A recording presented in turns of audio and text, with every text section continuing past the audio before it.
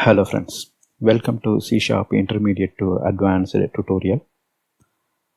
Now we are starting a new series, application debugging. So in this sub-series you will see the basics of the breakpoint, and here you will see a sample application which we will use. Next we will learn about step in, step out and step over.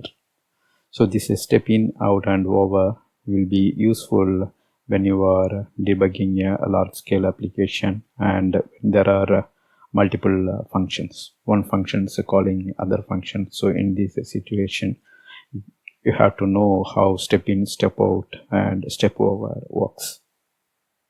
After this, we will learn about conditional breakpoint. So you will know how to break a program execution for debugging purpose, and when we are breaking we can make a conditional check, and if the condition met then we will break the code for debugging. After this we will learn about the different debugging windows which will be useful for your debugging session. So first we will learn about call stack. Then we will learn about auto and local window. Then we will explore how to use the output window as well as the immediate window. Alright, in this video we are going to look at how to use the breakpoint. So we will learn about the basics of the breakpoints. So this is the sample application. Here you are not going to create this sample application. We provided this sample application in the video description. You can directly download, and we will use the downloaded application to learn this debugging sub-series. So before that, let's know what this sample application will do. Here you will specify a number. Say for example, here we specified 15.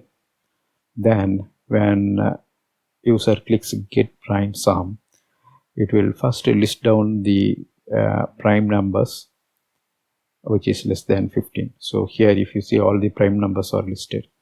Then we will also get the sum of these prime numbers.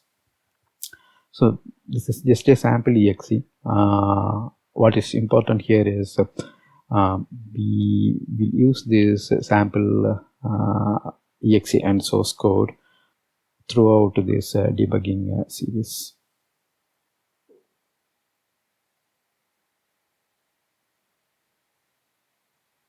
So you can take it from your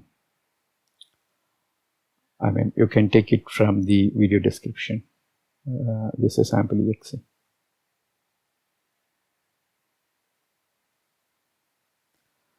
So breakpoints are useful to debug application fault. Usually when there is a bug in the application and user reported it, first you will get the workflow. Then you will put a breakpoint in a specific function that is used by the workflow. So developer can add or remove breakpoints in the application code. When they carry out the same steps in the debugging mode, the application will halt at the breakpoint.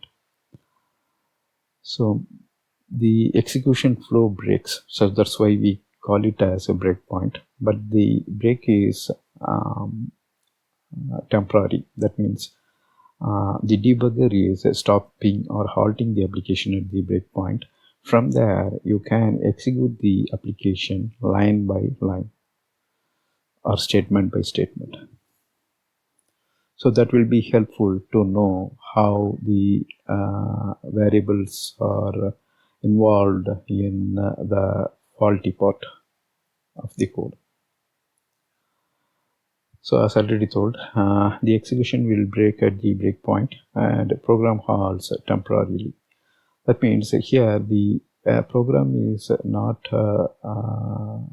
erroring out, or it's not a fatal error. The application is stopped by the developer intentionally or broken by the developer intentionally, and from the breakpoint location the developer will examine the variables and other parts. So once the breakpoint hits, the debugging user can start debugging the code from the breakpoint location. Actually, they can execute the code line by line, that we will see in the next video. But here we will see how to hit the breakpoint and then examine the stuff variables. Alright, now we will go to the demo to learn the basics of breakpoint.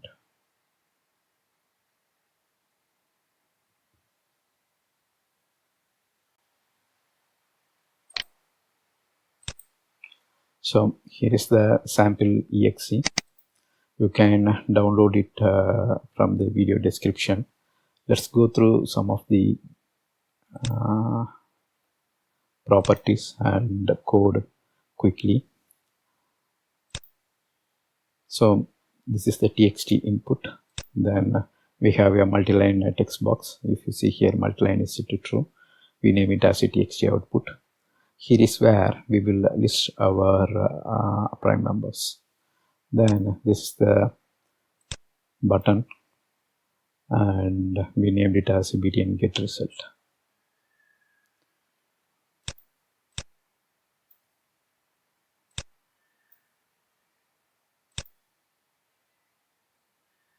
Let me run this once. So I'm giving 15. So there is a label here, that's why it says for.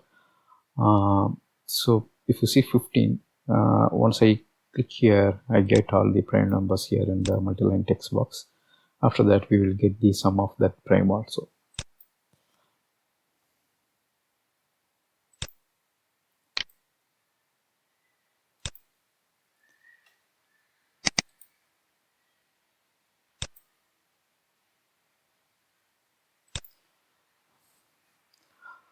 So for debugging purpose here,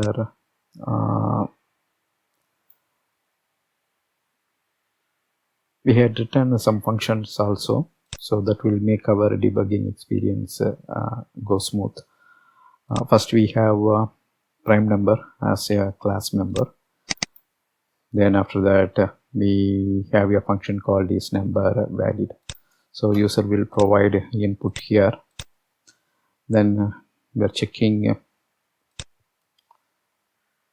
we are trying to pass that as an integer, and we are checking x is less than 36,000. So if that's the case, we return true, otherwise false. So here also it is specified, provide your input less than 36,000. This is just a demo to learn the debugging, so that's why we put some restriction like this. Alright, next we have a function called is prime, that it takes an integer. Then we return the positive number is a prime when it is divisible by, I mean when the number is 1 or 2, we return true. So if you want to know what is prime, the number is either divisible by 1 or it is divisible by the same number, and none of the other number can divide the number. Say for example, let's take 7. 7 is divisible by 1 or it is divisible by 7. The other number within this 1 and 7 does not divide the number 7 without any remainder. So we call 7 as a prime. So likewise here, if you see 1 and 2 are exceptional cases, so we are returning true. For other numbers, we are running a loop from 2 to the number less than 1. So if it is a 7, we run a loop for 2, 3, 4, 5, 6, and we try to divide that and make sure it's there is a no remainder. So that means the number is completely dividable. So if that's the case, we say that number is not a prime. So for example, if we take 6, it is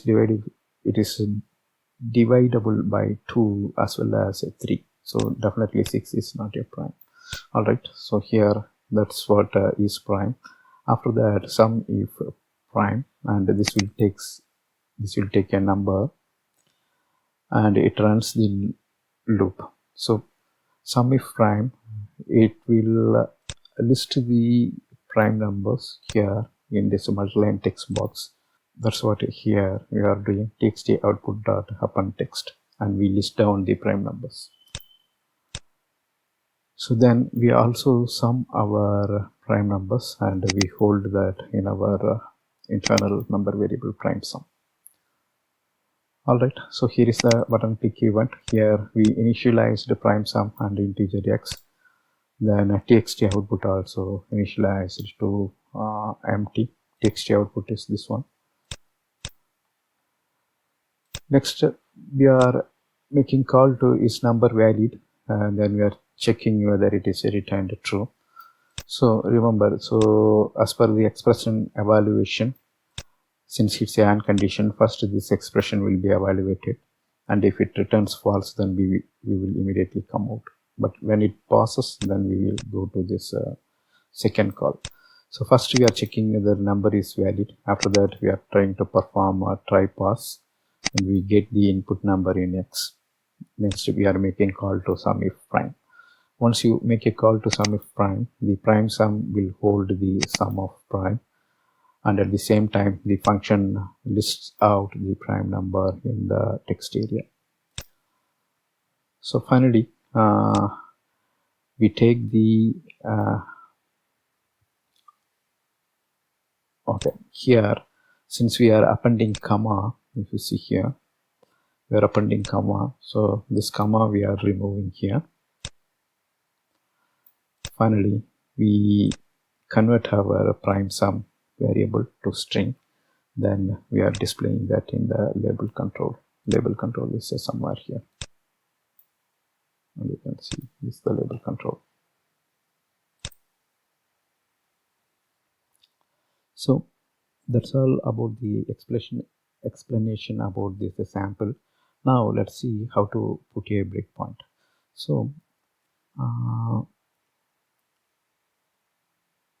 to put a breakpoint, you can see here is the margin area, and once you put a breakpoint, you will see a red bubble here in this margin area, and based on your theme,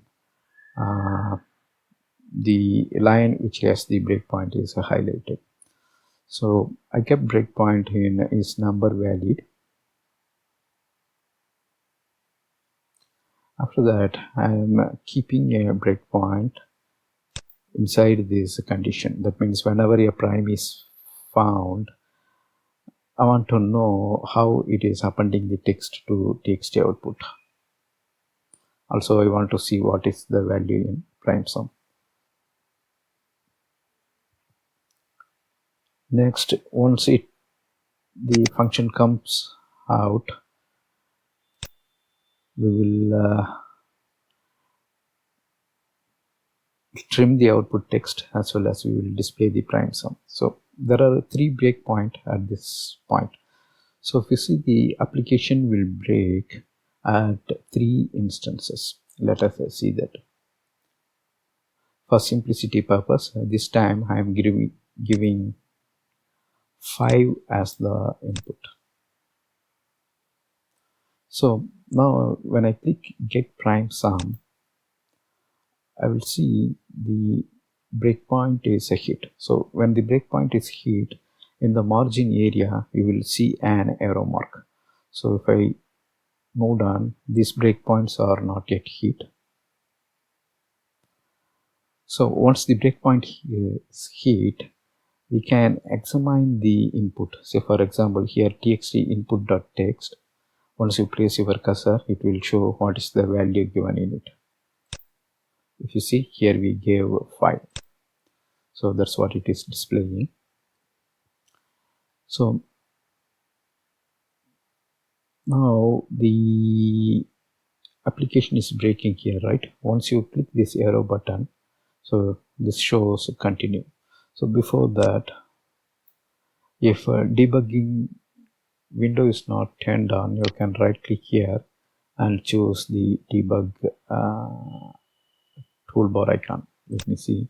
In your case, sometime if it is displaying like this, click on this margin area, then choose debug here. So this will show the debug toolbar. Now I'm clicking continue. So this breakpoint is hit. If I continue, it will break at the prime location. So between 1 and 5, there are 3 primes. One is 1, another one is 3, and the number 5 itself is a prime number. Let's execute and see what happens. Now if you see, we got our second breakpoint, which is hit by the application. Now if I place my cursor, it break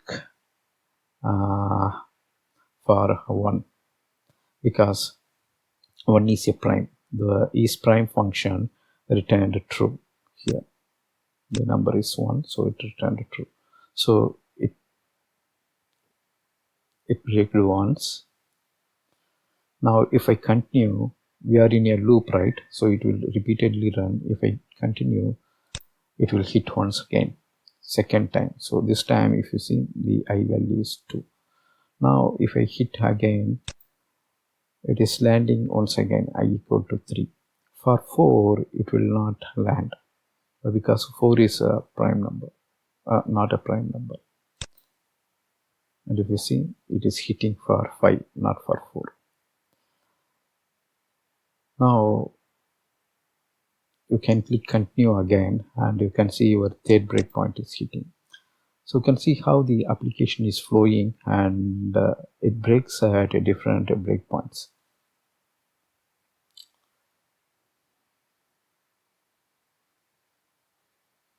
So here if you see, txt output.txt now contains a trailing comma.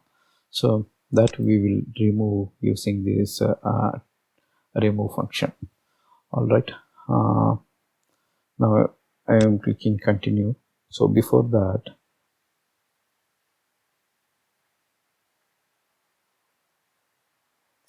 so under the debug Windows menu, there is something called breakpoints. So if you click this, it will open up a breakpoint window. Let me move it and align with the bottom. So in this breakpoint, if you see, our application has 3 breakpoint. All are displayed here in the breakpoint window. So if you want to remove your breakpoint, okay, let me run this. So you will see the output. All right. Now let me bring back the breakpoint window again. So if you want to remove your breakpoint, you can click on the breakpoint bubble. That will remove the breakpoint, and you can see that the breakpoint got removed. That's one way to remove it. The other way is selecting the breakpoint,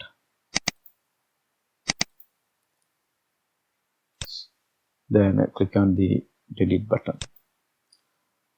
So often people find it useful clicking this margin area, but when your application is huge and if you have multiple breakpoint, without navigating to that window, you can remove the breakpoint here. And there is one more thing, you can temporarily disable the breakpoint. So for example, here breakpoint is still available in the breakpoint window, and if you want to disable it, so uncheck this tick mark. That means you still have the breakpoint history in your breakpoint window, and when you need it, you can enable. For now, I disabled it. Okay, let me keep this one. I will keep this one also. So this one is called repeatedly.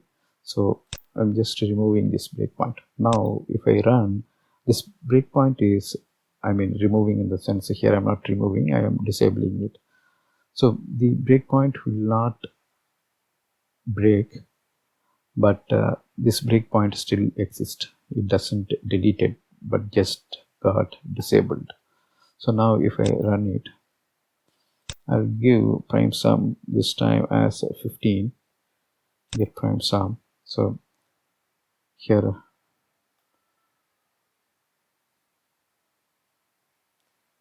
the input is 15. Then you can see that it is directly going to our third breakpoint. This breakpoint is not hit because it is disabled. Alright, now you got an idea of how to use the breakpoint and examine the variables. So here we examined the variable, right? What is there in the txt input.txt just by placing the cursor. So we want to see that once again. So we can examine it like this.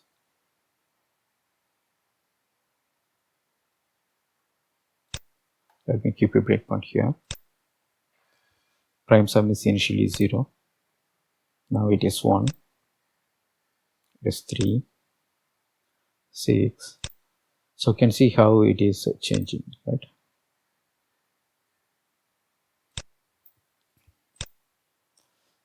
That's all here in this video. Thank you for watching. Bye.